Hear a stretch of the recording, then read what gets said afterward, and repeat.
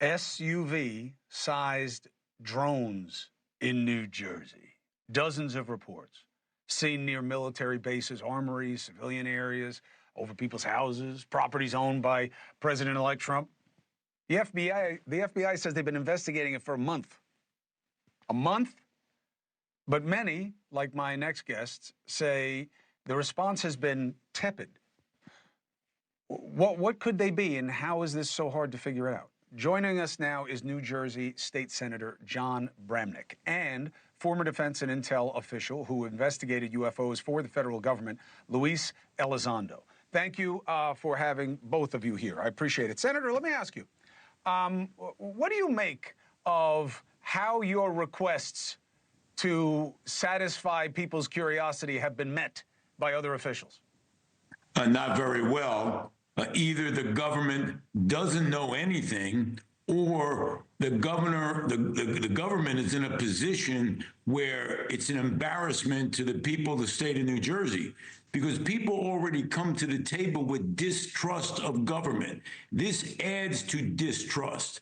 And I'm deeply concerned that people are going to come up with conspiracy theories. You see them on the internet all the time. So this doubled down, and it double downs on the people who make up theories and also don't trust government. So it has a double whammy on government.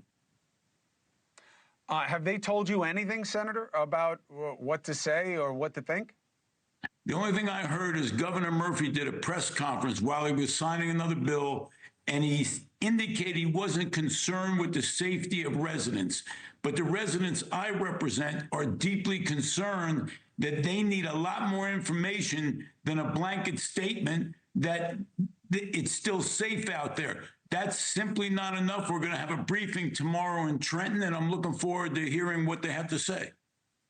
Well, you got a platform here to tell the country what you're finding out and what you're not finding out whenever you want it. Mr. Elizondo, it's good to have you again.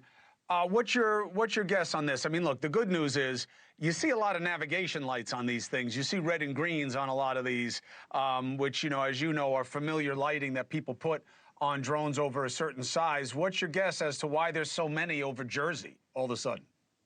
Well, Chris, surprisingly enough, it's not just over Jersey. Recently, over a few weeks ago, we had a very similar issue over Langley Air Force Base, one of our most sensitive military installations. And frankly, if you look back the last 4 or 5 years, there was actually a very similar occurrence back in Colorado, where for weeks, local and state law enforcement officials were chasing these things in the skies, almost doing a racetrack pattern, and no one seemed to know what the heck was going on. Actually, this is one of the very reasons why I decided to testify before Congress a few weeks ago, because quite frankly, we don't really have control of our U.S. airspace. We don't have awareness of what are in our skies.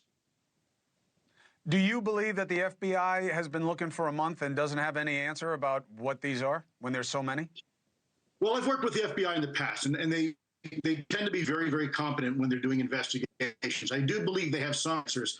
I don't think they have all the answers yet. What further makes this more complicated, you have an issue where these things are being seen over civilian airspace, so you have jurisdictional issues, right? You have, from a federal perspective, you have FBI leading the law enforcement investigation, but you also have the Department of Defense. You have folks like the U.S. Air Force and Office of Special Investigations. You have DHS and even the FAA.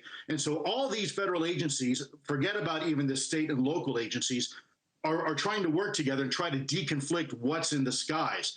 And unfortunately, they just don't seem to have a common operating picture right now of exactly what we're dealing with. You think they're wrong about the size? Because, you know, it's not easy to find drones of any significant size on the commercial market. Yeah, so here's the problem, Chris. Great point. We know that commercial drones tend to be a typical size, and they use a certain amount of power, if you will, and have a certain amount of loiter time, a certain amount of range. And typically can be anywhere between 15, maybe 20 minutes if you're lucky. And then you have to have line of sight in order to control these things. If you talk about anything bigger than that, you're really talking about a state-sponsored capability. This isn't a hobbyist. This isn't a drone that someone buys, let's say, from Radio Shack or buys from Amazon.